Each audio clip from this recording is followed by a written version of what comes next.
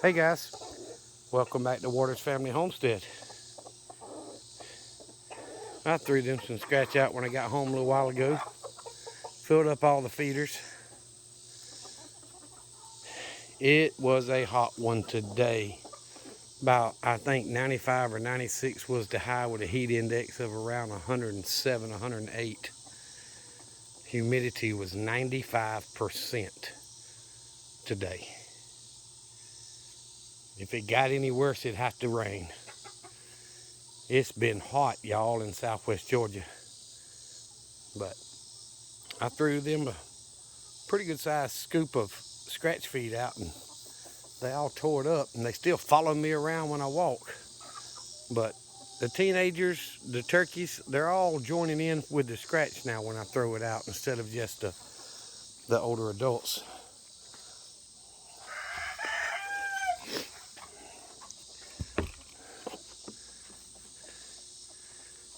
Now these chickens are just barely over a year old. They're about 1 year.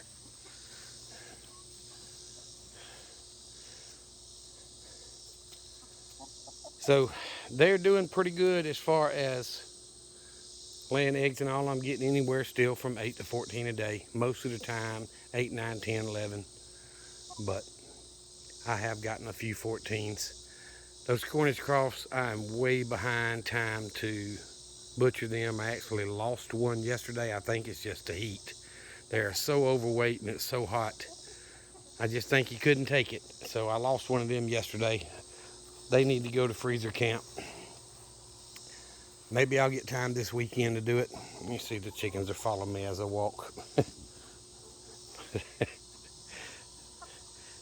I still see a little bit of scratch out there. There's not much, but there's a little bit on the ground. They don't need more. All the feeders are full. But either way,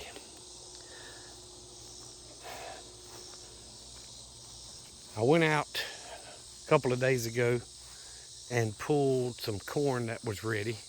I pulled about 30 ears that was ready and got inside and shucked it and got it cleaned and put them in gallon-sized Ziploc bags and put them in the freezer.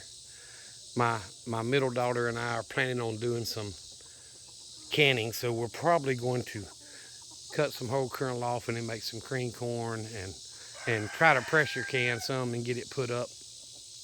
But since it's not all ready at the same time, I'm just trying to save it all in the freezer until it's time for us to process it. Either way, I could eat it corn on the cob, or we can process it. But it's been a long week or two.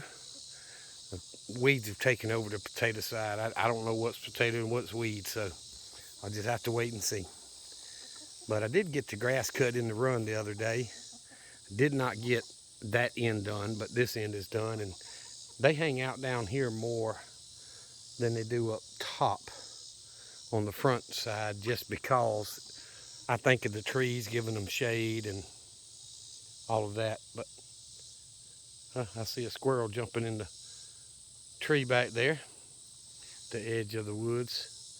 My son and I walked the property yesterday, and I've got some down dead trees back there. I need to take the tractor back and move and get out of the way so I can actually drive all the way around if I wanted to. But anyway, I did not get a video for you guys out on Monday. I apologize. I told y'all last week I was going to be in and out all weekend. I just did not have the time to make a video and get it edited and get it out there for you guys. I apologize, but summertime's the busiest time of year, and to be honest, about worked me to death today. So it is what it is.